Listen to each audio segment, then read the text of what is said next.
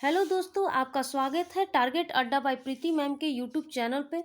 मैं हूँ प्रीति कुमारी और हम लोगों का टॉपिक चल रहा था मगध का उत्कर्ष। पिछले वीडियो में हम लोगों ने देखा कि कैसे मगध का उत्कर्ष हुआ, कैसे मगध शक्तिशाली राज्य के रूप में उभर कर सामने आया।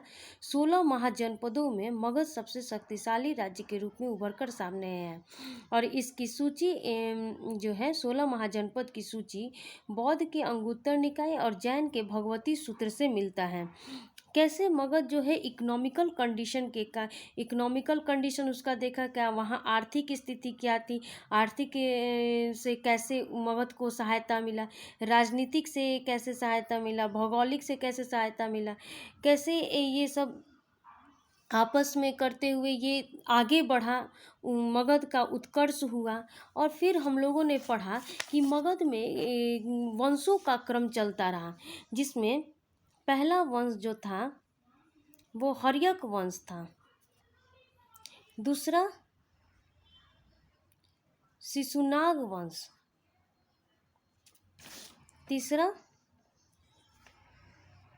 नंद वंश और चौथा था मौर्य वंश।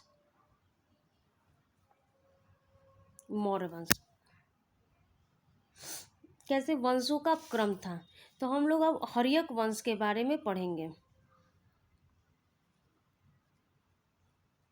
बारी बारी से हर्यक वंश, शिशुनाग वंश, नंद वंश और मौर्य वंश का पहले ही मैंने वीडियो डाल चुका है, आप लोग उसको डीपली रूप से मौर्य वंश के बारे में पढ़ सकते हैं। अब हर्यक वंश को पितृहंता वंश भी कहते हैं। क्यों? क्योंकि इसमें हर्यक वंश बिंबिसार थे, फिर उसके बाद अजातशत्रु हुए। हर्यक वंश का एथी था बिंबिसार, अजातशत्रु, फिर उदयन या इसको उदयन भी कहते हैं, और नागदशक।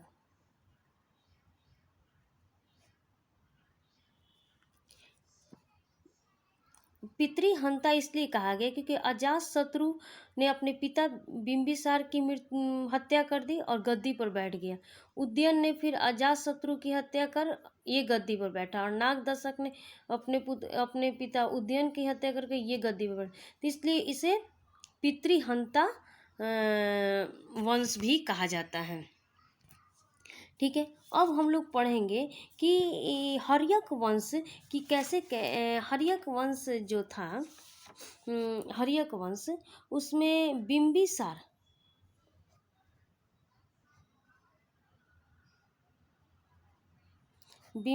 जो था वो बिंबिसार वास्तविक संस्थापक। अगर संस्थापक पूछेगा मगध का तो वो हो जाएगा बृहदत्त। अगर वास्तविक संस्थापक पूछेगा मगध का तो ये हो जाएगा बिंबिसार। ठीक है, बिंबिसार ने अपनी राजधानी कहाँ बनाई थी? तो राजगिरी या गिरिब्रज बनाई थी। और बिंबिसार कब गद्दी पर बैठा था? तो 544 बीसी में गद्दी पर बैठा था। 544 ईसा पूर्व गद्दी पर बैठा था। बिंबिसार ये पहला ऐसा भारतीय इतिहास में शासक रहा है जिसने वैवाहिक परंपरा को साम्राज्य के विस्तार का अंग बताया, और इसने 3 राजकुमारियों से विवाह किया। ठीक है, पहला जो था वो कौशल के नरेश थे, कौशल नरेश प्रसन्नजीत की बहन से विवाह किए थे, जिनका नाम था महाकौशल। और दूसरा विवाह की ये थी कौशल की राजकुमारी थी, कौशल के प्रसन्नजीत की बहन थी महाकौशला। दूसरा विवाह उसने लिच्छवी की राजकुमारी चलन्ना से किया था, जो कि लिच्छवी की राजकुमारी थी। और तीसरा विवाह जो था वो पंजाब के मद्र देश के राजकुमारी क्षेमा से किया था। मद्र देश के। और इसी चलन्ना से अजात शत्रु हुए थे।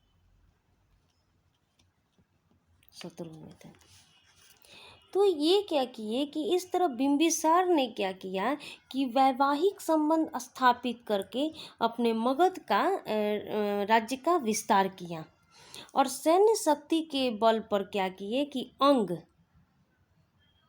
को मगध के राज्य में मिला लिया अंग को सैन्य शक्ति के बल पर। और उसके बाद यहाँ के राजा थे, अंग के राजा थे ब्रह्मदत्त थे, उन्हीं को हराया था। ब्रह्मदत्त थे, उन्हीं को हराया था। ठीक है। अब इनके एक राज दरबार में एक चिकित्सक रहते थे। कौन थे? जीवक। ये एक प्रसिद्ध राजवैद्य थे। और ये जब गौतम बीमार हुए थे, महात्मा बुद्ध जब बीमार हुए थे तो इनको सेवा के लिए ये भेजे थे बिंबिसार ने। और इसके अलावा जो ये अवंती के जो राजा थे, अवंती के राजा प्रघोत जो कि पांडु रोग से ग्रसित थे, उनको भी सेवा के लिए ये भेजे थे। तो इस तरह पूछता है कि एक क्वेश्चन पूछता है कि बिंबिसार ने किसकी सेवा के लिए जीवक को भेजा था? तो किसकी सेवा के लिए भेजा था? तो गौतम बुद्ध और ये प्रघोत की सेवा के लिए भेजा था। ठीक है। जीवक जो था, जो प्रसिद्ध राजवैद्य था, किसके दरबार में रहता था? तो बिंबिसार के दरबार में रहता था। ये इम्पोर्टेंट क्वेश्चन है। उसके बाद था कि बिंबिसार जो था बहुत लंबे समय तक शासन किया, लगभग 52 वर्षों तक शासन किया। और 492 BC में क्या हुआ कि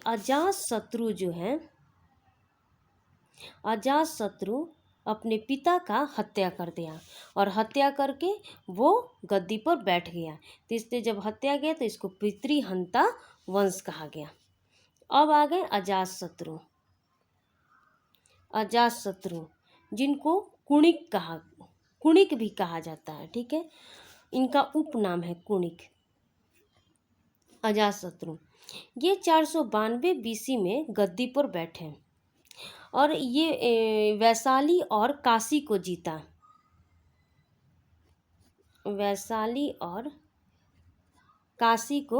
जीता और मगध को इसका अंग बनाया।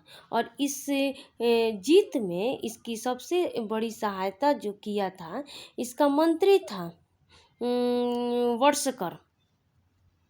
वर्षकार इसका मंत्री था, वही इसकी सहायता किया था।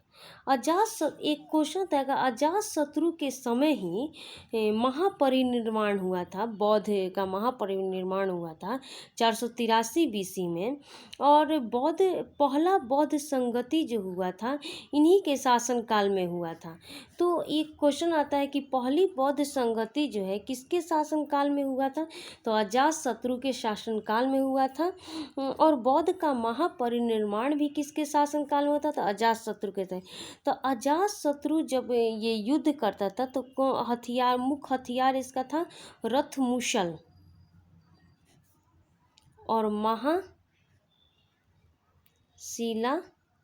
कंटक, इसका प्रमुख हथियार था।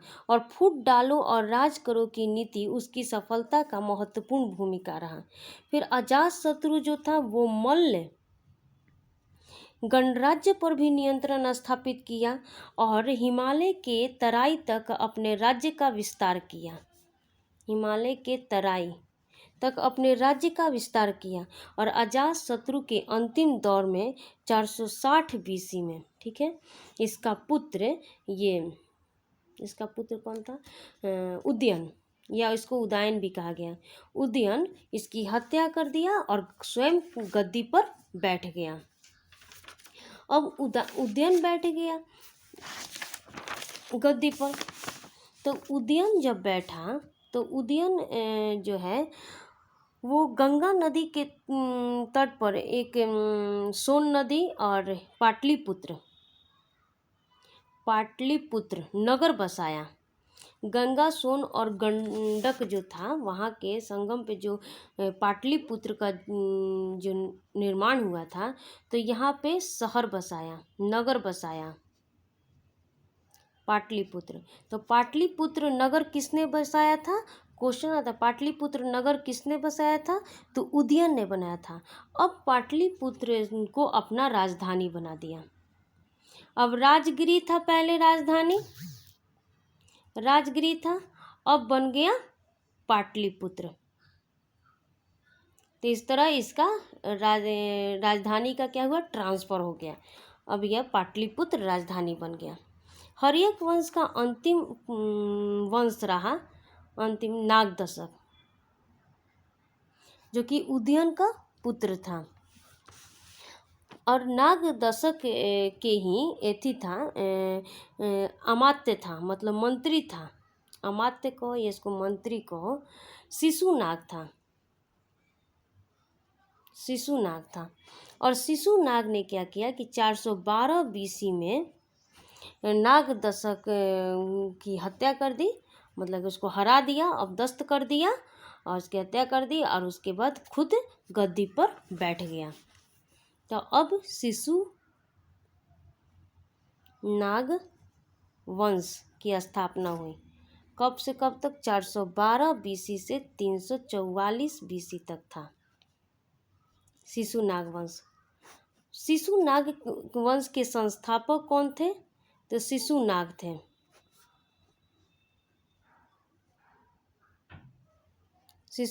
थे। और इसने अपनी राजधानी, अब पाटलिपुत्र थी, अब ये राजधानी कहाँ बना दिया? वैशाली बना दिया, वैशाली। फिर राजधानी ट्रांसफर हो गया, अब पाटलिपुत्र से कहाँ हुआ? ये वैशाली हो गया। तब और ये शिशुनाग क्या किया कि अवंती का जो राजा था प्रघोत, उससे युद्ध किया और उसको हराकर अवंती को अपने राज्य में मिला लिया। जहाँ बिंबिसार, अवंती और बिंबिसार के बीच घोर मित्रता थी, वहाँ पे शिशुनाग आया और युद्ध किया, और युद्ध करने के बाद अवंती को अपने राज्य में मिला लिया। तो एक क्वेश्चन आता है कि अवंती को मगध में मिलाने वाला कौन शासक था? तो शिशुनाग था। ठीक है। अब शिशुनाग का पुत्र होता है कौन? कालाशोक। ये शिशुनाग का पुत्र है कालाशोक से कोई ज़्यादा क्वेश्चन नहीं आता है। ये पुनः अपनी राजधानी कहाँ बना दिया? पाटलिपुत्र बना दिया। तो ये पूछता है कि पुनः पाटलिपुत्र राजधानी किसने बनाया था? तो कालाशोक बनाया था। और शिशुनाग वैशाली बना दिया और कालाशोक पुनः पाटलिपुत्र बना दिया। और इसी कालाशोक के समय दूसरी बौद्ध संगति मतलब बौद्ध सभा हुआ।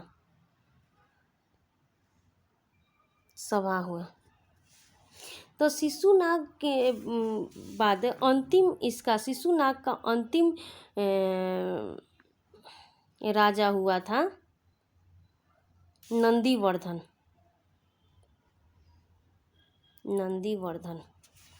शिशुनाग का अंतिम राजा हुआ नंदीवर्धन, और नंदीवर्धन की मृत्यु के बाद शिशुनाग वंश का अंत हो गया।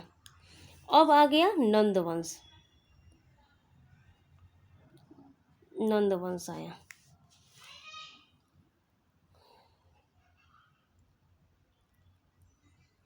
नंद वंश, तो नंद वंश से ज़्यादा क्वेश्चन नहीं आता है। इससे क्या होता है कि नंद वंश में 10 शासक थे। ठीक है, पहले और अंतिम शासक थे। इसके संस्थापक कौन हुए हैं?